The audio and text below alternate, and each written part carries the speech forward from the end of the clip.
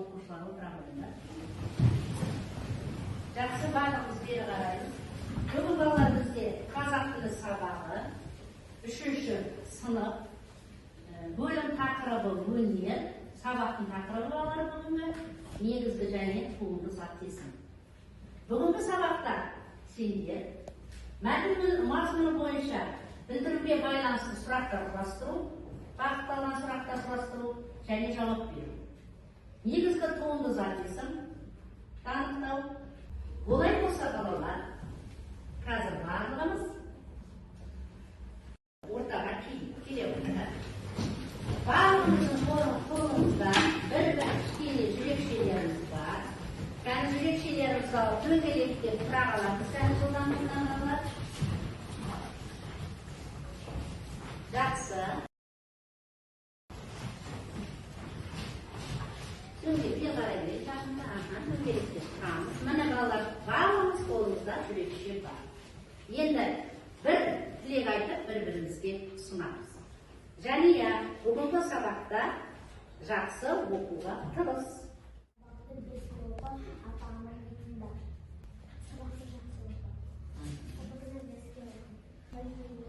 Жақсы, тамаша. Рахмет балалар. Міне барлығымыз бір-бірімізге өзіміздің жүрекшемізді бердік. Олай болса енді балалар, қазір топтастыру әдісі арқылы зат есім туралы білетіндерімізді айтайық. Яғни кім бастай білді? Ал айта ғой. Зат есім дегеніміз заттың атын білдіретін сөздерді зат есім дейміз. Айта бер. Зат есімнің сұрақтары кім кімдер, не нелер. Жақсы. Айта ғой. Зат есімнің екі түрі бар. Жалпы есім, жалпы есім. Жақсы. Тағы да. Жалпы есім дегеніміз дүкеннің, қаланың, адамдардың атын білдіретін сөздерді жалпы есім дейміз. Жақсы. Жалпы есім бас әріппен ашылады. Тамаша. Тағы да кім айтам дейді? Алдияр. Мысалы, жезқазған, Қарағанды бар жалпы есім. Дұрыс. Қалай жазылып тұр? Бас әріппен жазылады. Жақсы балалар. Отыра қойыңдар. Енді топқа бөлінейік.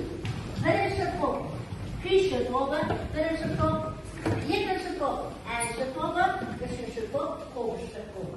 Топқа бөлу арқылы күйші, әнші, қобызшы туралы білетіндеріңді өздерің маған жазып бересіңдер.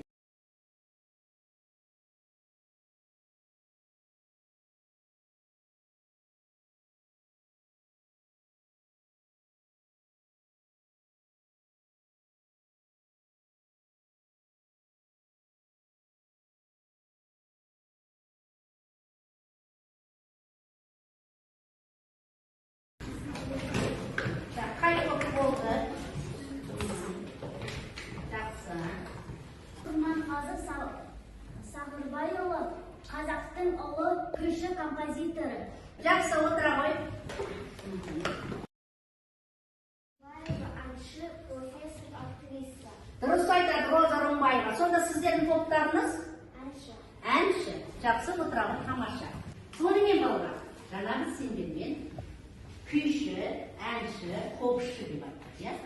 Әнші, күйші, түбірі, күйші, жұртма. Әнші, түбірі, әнші, жұртма. Қобыз, түбірі, қобыз, шы, жұртма. Сонда қандай сөздер? Туынды сөздер.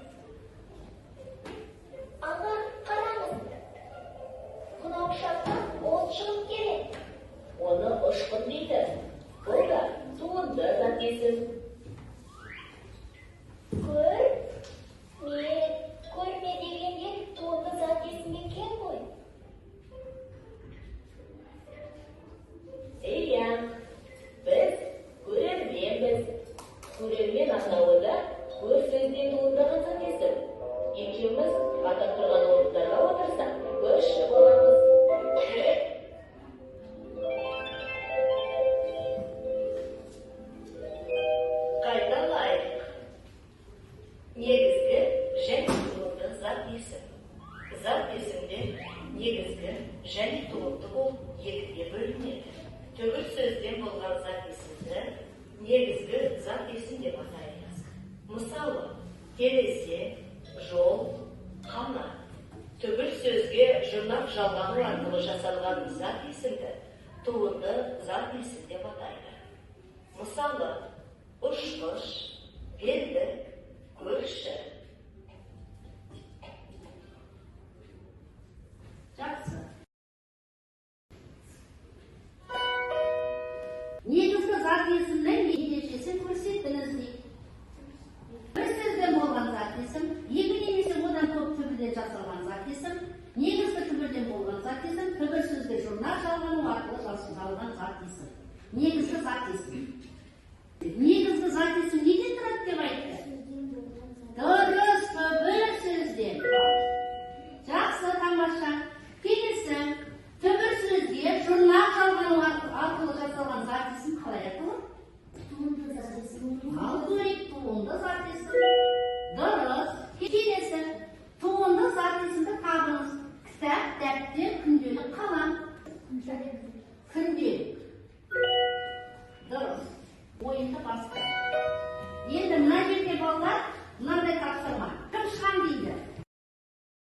Так, келе ғой.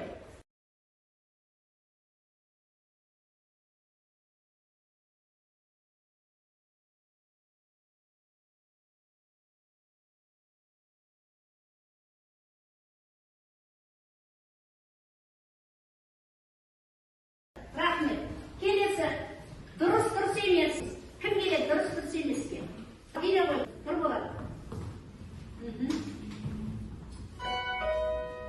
Ал дұрыс емес. Зат есімдер негізгі және туынды болып екіге бөлінеді. Дұрыс, ағай. Түбір сөзден болған зат есім туынды зат есім деп атайды. Ағай. Түбір сөзге жұрнақ жалғану арқылы жасалған зат есімді негізгі зат есім деп атайды. Кім келем дейді тағы да? Ал Мансұр келе ғой. Түбір сөзден болған зат есім туынды зат есім. Түбір сөзге жұрнақ жалғану арқылы жасалған зат есімді негізгі зат есім дейміз. Жақсы. Мыналар негізгі зат есімдер. Терезе, жол, қанат. Дұрыс. Мыналар туынды зат есімдер. Ұшқыш, белдік, көрші. Барлығы дұрыс жауап берді. Тамаша. Ары қарай енді балалар, дәптерімізді ашамыз. Бүгінгі күнді жазамыз. Мына мақалды жазамызда, осы мақалдың ішіндегі зат есімді табамыз. Ол зат есім негізгі зат есім бе, әлде туынды зат есім бе? Соны тауып аламыз. Түсінікті ме? Ал кетті.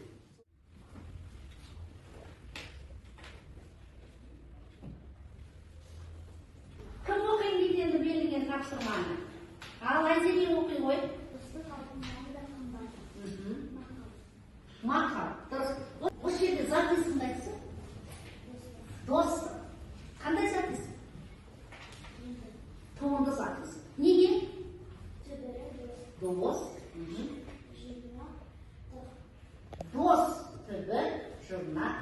Сонда дос деген сөзден достық деген сөз есептір. Туы. Сонда бұл қандай сөз болады?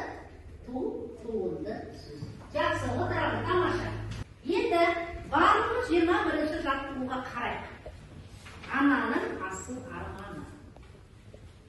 Баяғы заманда жұпыны ғана үйде бір әйел 3 ұлымен тұрыпты. Әйел өте шебер кісі екен. Ол үнемі торқа орамалды жібекпен кестелеп күнелтіпті.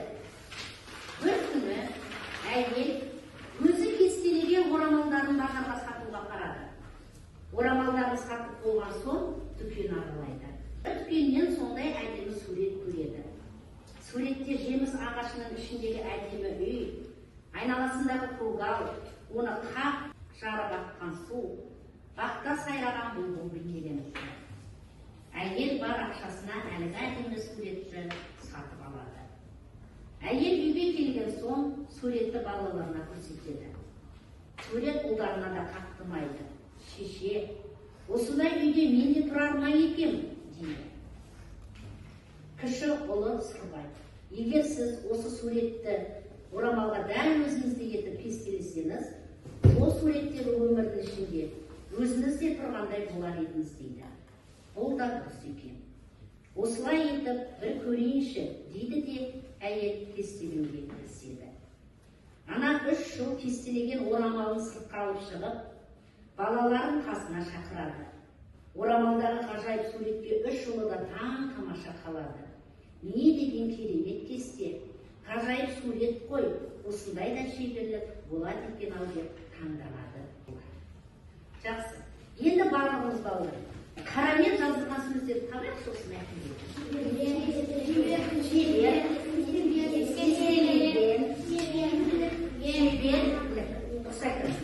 ал енді шеберлік қандай зат дейсің? Туынды зат дейсің. Түбірі шеберлік тұрмақ. Ал шебер деген қандай сөз? Негізгі зат дейсің. Тамаша.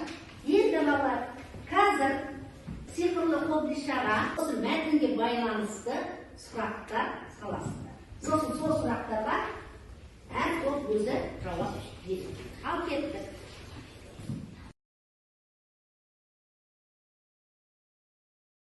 Енді осы қобдишадағы сұрақтарға жауап беруіміз керек. Кім келем дейді? Ал Бексұлтан кел.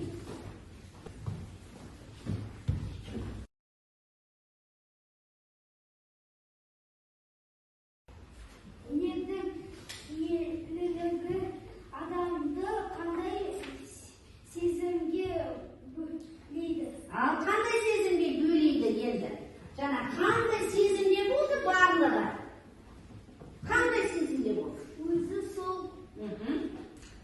картинадағындай елестетті.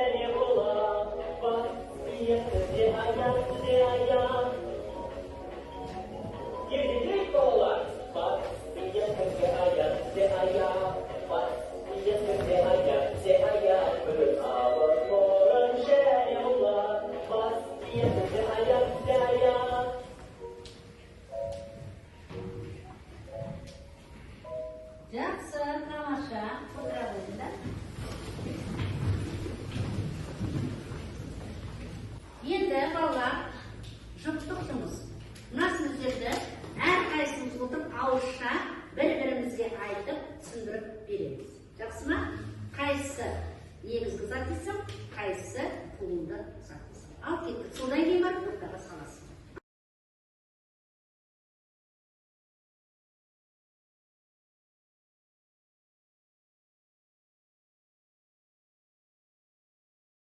Бірінші сөзді бірінші топ айтады.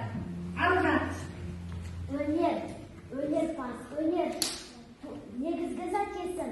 Өнерпаз, туынды зат есім. Жақсы. Екінші сөз айтады, толғанай. Шебер. Аха. Шеберлік, туынды зат есім. Жақсы. Енді балалар, қазір сендерге семантикалық карта таратамын.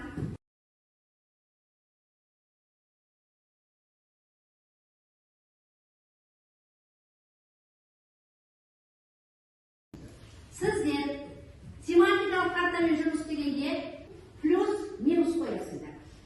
Дұрыс болса плюс қоясыңдар, дұрыс емес болса минус қоясыңдар. Түсіндіріп жіберемін біріншісін. Ойыншық. Негізгі зат есім бе, туынды зат есім? Қосуды қайда қоямыз? Туынды зат есім. Түсінікті ме? Ал кеттік орындаймыз. Бір минут уақыт.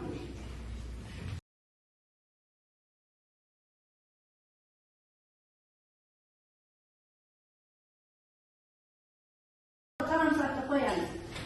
Кім сөйлегісі келеді? Айзере. Ойыншық, туынды зат есім. Дәрігер, туынды зат есім. Әділдік, туынды зат есім. Білім, негізгі зат есім. Ақыл, негізгі зат есім. Оқушы, туынды зат есім. Тілші, туынды зат есім. Жұмысшы, туынды зат есім. Жақсы. Білім, туынды зат есім бе, негізгі зат есім бе? Білім. Туынды. Неге оның түбіріне білімнің түбірі? Біл. Жақсы отырады. Тамаша. Енді мұғалімге хат әдісі. Балалар, алдарыңызда мен жаңа қағаз бердім. Сіздерге бүгінгі сабақта не ұнады, не жақсы болды, келесі сабақта тағы да қандай сұрақтарың бар, қандай сабақ өткілерің келеді, сол туралы жазып, мұғалімге хат саламыз. Түсінікті ме? Сосын әдет көреміз.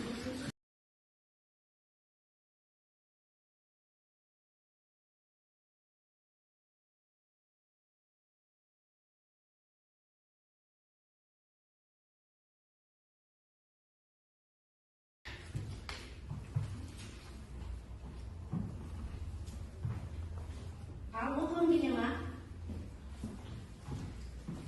Маған бүгінгі сабақ ұнады. Жақсы отырады. Тағы да кім келді? Ал жас болсақ балалар келіп дейміз. Маған сабақ ұнады, өйткені мен барлығын жақсы түсіндім. Тамаша, отырады жақсы. Келесі.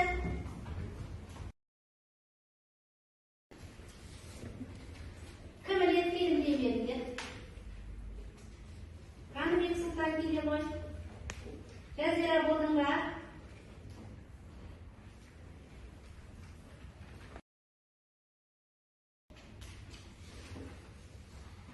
Жақсы болсақ балалар іле береміз, келіңдер, іле беріңдер.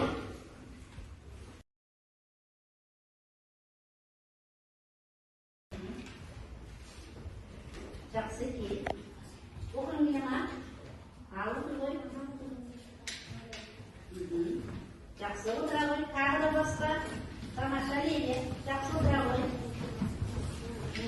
Тамаша.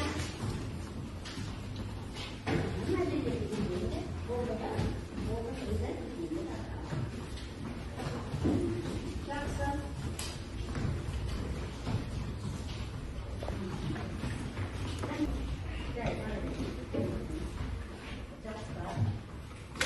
Мұғалім маған бәрін ұнады, өйткені мен бәрін түсініп, бәріне жауап бердім. Тамаша, бәріне жауап бердім. Жақсы балалар. Олай болса, үйге мынандай тапсырма. 17-ші беттегі қазақ тіліндегі 23-ші жаттығуды жазамыз. Және негізгі және туынды зат есімді ережесін жаттап келеміз. Сабақ аяқталды. Сау болыңыздар.